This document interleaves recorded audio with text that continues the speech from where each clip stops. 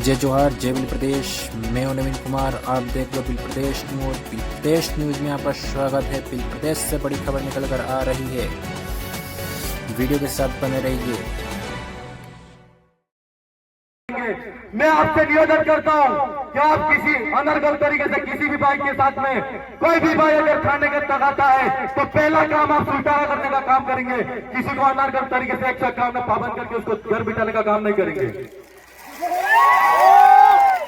और संविधान की अनुसूची की बात करना चाहता हूं आपसे कि आपको किसी भाई ने गिरफ्तार किया तो आप तुरंत त्वरित गति से आगे नहीं देखते, न पीछे देखते, न नोटिस देते, न कुछ भी करते, सीधा पुलिस थानों के अंदर किसी भाई को अगर उठाया तो मैं आपसे कहना चाहता हूं कि साक्ष्य अधिनियम अभी जो नया बदला 2023 1 जुलाई से लागू हो रहा है, FIR और केस आप पे भी दर्ज होता है। मैं आप सबसे यही कहना चाहता हूं, यह जो विचारधारा है उस विचारधारा ने जिस तरीके से यहां पर काम किया है और आज की तारीख में हमारे साथ में मानवीय की तरह पर जो शहीद हुए हैं उन शहीदों को पुरखों को नमन करते हुए मैं ये कहना चाहता हूं कि हमारी जो ये लड़ाई है वो गोविंद गुरु के नेतृत्व में हमारे आदिवासी भाई अंग्रेजी हुकूमत के सामने लड़ते लड़ते मर गए और आज की तारीख में शहीद होने के बाद में उन्होंने हमारे युवा साथियों और दादा बाबा दादा ने जिस तरीके से बिल प्रदेश की कल्पना की है वो कल्पना पूरी होती नजर आ रही है।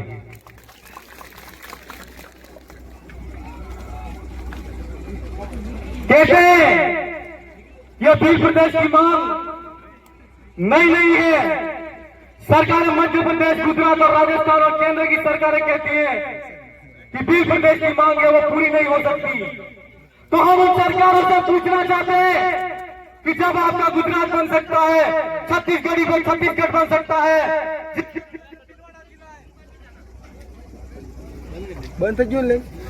जिस तरीके से भीलवाड़ा जिला है और जिस तरीके से जिन संस्कृति भाषा के आधार पर और जहां के लोग तीन आधार पर रहते हैं उनके नाम के आधार पर जब अलग अलग राज्य बन सकते हैं तो बिल प्रदेश बिलों के नाम से क्यों नहीं हो सकता है। आज के इस मौके पर सरकार से यह कहना चाहते हैं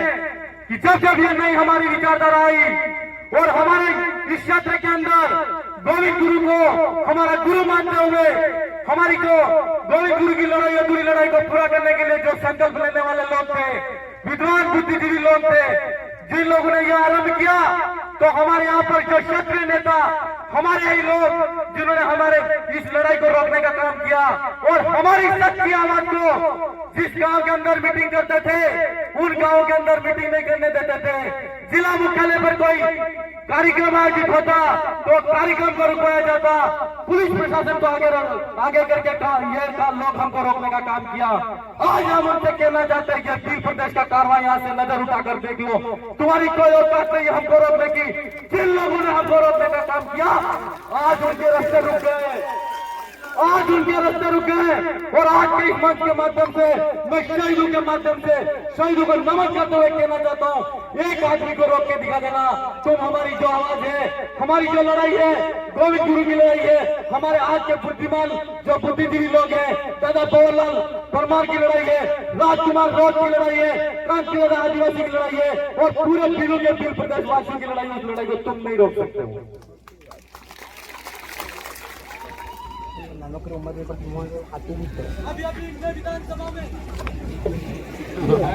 अभी मैं विधानसभा में गया तो मैंने वहां पर देखा कि मैं जिस दिन पहली बार शपथ करने गया, ग्रहण करने गया, उसी दिन एक हमारे राजस्थान के शिक्षा मंत्री जो भारतीय जनता पार्टी के अंदर है और वो शर्मनाक और शर्मसार करने वाला बयान देते हैं।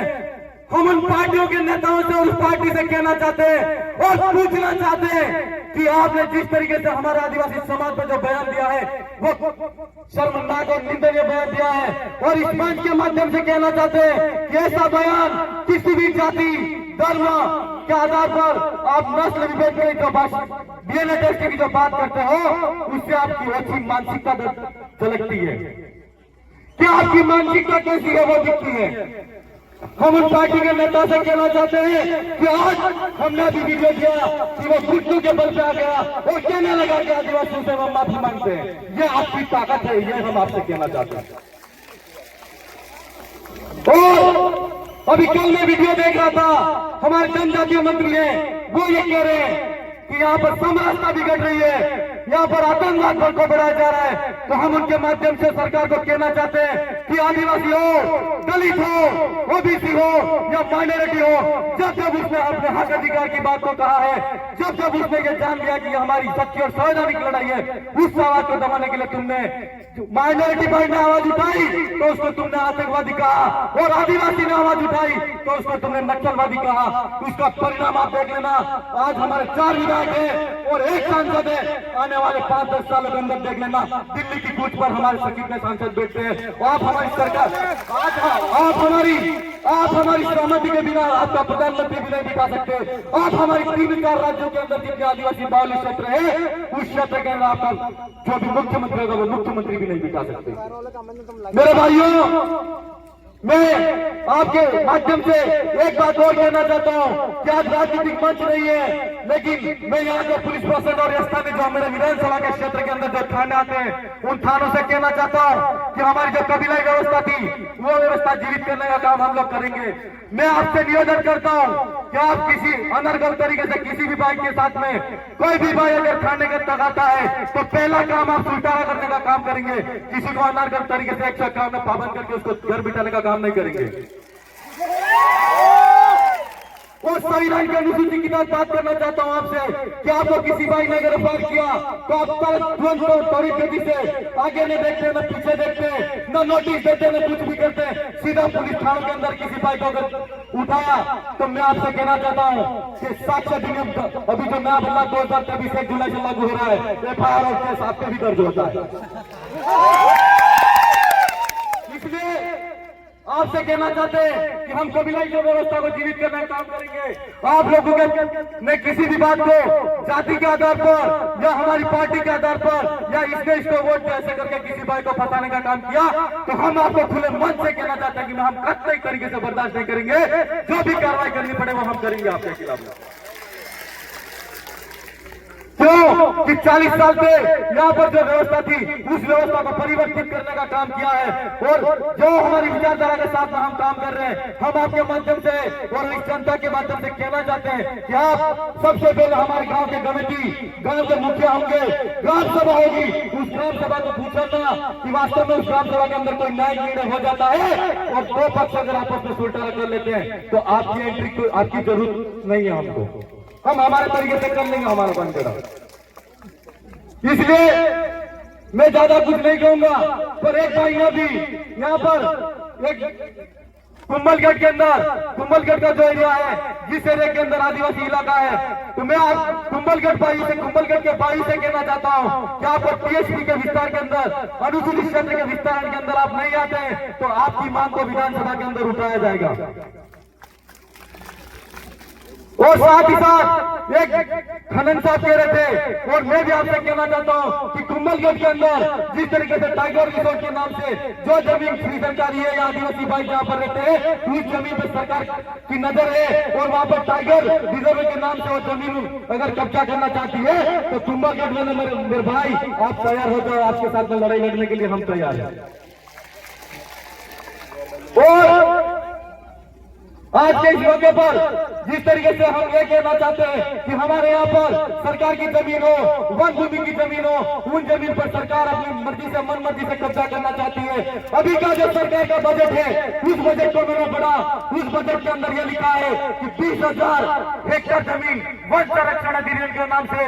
वो सरकार बढ़ाना चाहती है। वो जो फ्री सरकार की जमीन है उस जमीन पर कब्जा करना चाहती है। तो हमको ये लड़ाई को इस बात को ध्यान में रखना है और आपके अगर सभी क्षेत्र के अंदर जो भी वन विभाग आता है उसका अगर इलाका बढ़ाने की सरकार कोशिश करती है तो लड़ाई लड़ने के लिए तैयार रहना। हम आपके साथ में कंधे से कंधा मिलाकर सड़क पे लड़ना पड़े तो लड़ेंगे, जयपुर की वहां पर जब विधानसभा है वहां पर लड़ना पड़े तो लड़ेंगे। और आज की तारीख में हमारी बिल प्रदेश की आवाज के रूप में दिल्ली में राजकुमार विरोध है, अगर दिल्ली तक भी लड़ना पड़ेगा तो हम सब मिल के लड़ेंगे।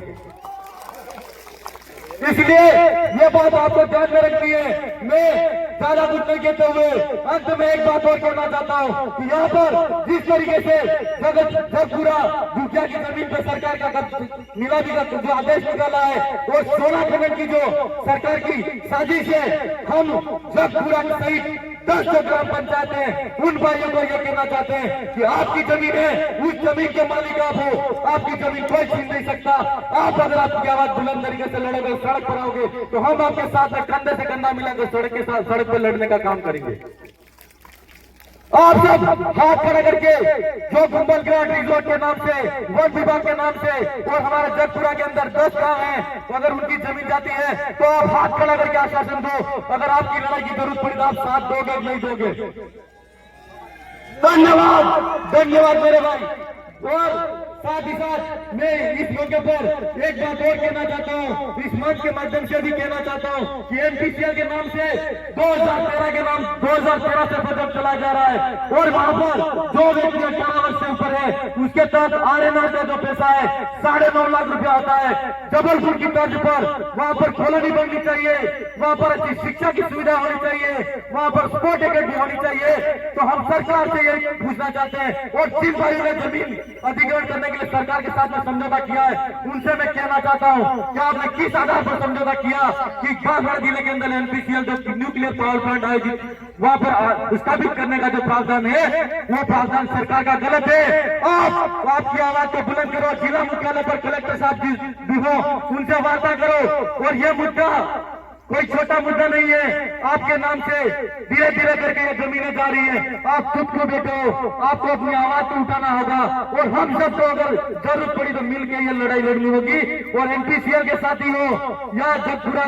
दुखिया के जो स्वर्ण खनन के नीलामी के जो आदेश निकले हैं उनके अंदर जो जमीन जा रही है, चाहे वो भाई हो, हम सब ये लड़ाई मिलकर लड़ेंगे। मैं ज्यादा कुछ नहीं कहूंगा, आज दादा का बोलने का समय बाकी है, राजकुमार जी का बोलने का समय बाकी है और मैं इस क्षेत्र का विधायक होने के नाते मैं यहाँ के स्थानीय साथी और बिल प्रदेश वासियों से एक और बात कहना चाहता हूँ। क्या नीचे जो लाइन लिखी है बिल प्रदेश स्वायत्ता, बिल प्रदेश स्वायत्ता,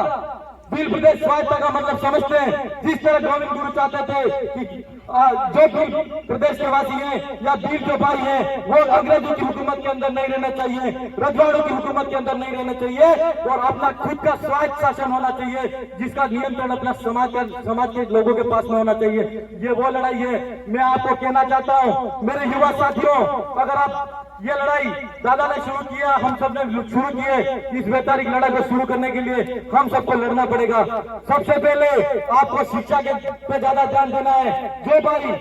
आज बीएडधारी बैठे हैं, बेरोजगार हैं, कई इंडस्ट्री कोचिंग संस्थानों के अंदर कोचिंग कर रहे हैं, मैं उनसे कहना चाहता हूँ कि आप अच्छी शिक्षा ग्रहण कीजिए और अच्छे जब आपकी सेवाओं के अंदर RS-IPS के जो पद है उनके अंदर आप जाइए और जिस दिन हमारा राज्य बनेगा उस दिन शिक्षा के अंदर RS, IAS, IPS कलेक्टर हमारे होंगे। जो हमारी स्वायत्ता है। एक रोजगार की बात यह कहना चाहता हूँ कि जिस तरीके से हम बिल प्रदेश की कल्पना करते हैं और बिल प्रदेश का सपना देखते हैं, आज की तारीख में हम ये देखें और सोचें कि रोजगार के अंदर हमारे कोई साथी नहीं है और रोजगार का साथी नहीं है तो मेरे भाइयों से मेरा कहना है कि रोजगार खुद खड़े करो और खुद का रोजगार खड़ा करके अपना आत्मनिर्भर बनो और अपने समाज के लिए जैसा भी दान देना पड़े, धन रुपया पैसा जो भी लगाना पड़े आप लगाओ और रोजगार के अवसर खुद को खड़े करने पड़ेंगे। और अंत में ज्यादा कुछ नहीं कहते हुए स्वास्थ्य की जो बात कहना चाहता हूँ, एक स्वस्थ समाज का व्यक्ति, अगर एक व्यक्ति स्वस्थ है तो वो एक परिवार का निर्माण करेगा, अगर एक परिवार अच्छा है तो पूरे समाज का निर्माण करेगा। तो निश्चित तौर पर आप अपने स्वास्थ्य के प्रति ध्यान दें। और दादा के पास में एक पैम्पलेट देखा था कि बिल प्रदेश में यहाँ पर जो नशा मुक्ति का जो कार्यक्रम है उसको चलाने की हमको जरूरत है। मुझे मेरे पास में चिट्ठी बार बार आ रही है, लेकिन मैं फिर भी मेरी बात को पूरा करके ही मेरी बात को यहाँ से जाऊंगा। मैं मात्र 1 मिनट चाहूंगा, इसलिए मेरे भाई बिल प्रदेश स्वायत्त का जो सपना हम सब ने मिलकर देखा है उसको पूरा करने के लिए शिक्षा, स्वास्थ्य, रोजगार के लिए हम सबको सोचना पड़ेगा। उसके अंदर जब तक हमारे साथी और भाई नहीं जाएंगे और उस पर ध्यान नहीं देंगे तो बिल प्रदेश बन भी जाएगा तो उस पर कब्जा तो किसी और का होगा। तो ऐसे बिल प्रदेश के लिए हमको हमारा जो लड़ाई है और हमारे समाज को अच्छा सुशिक्षित सभ्य समाज मानते हैं, सारे समाज के लोग मानते हैं, तो निश्चित तौर पर हमको बिल प्रदेश का कल्पना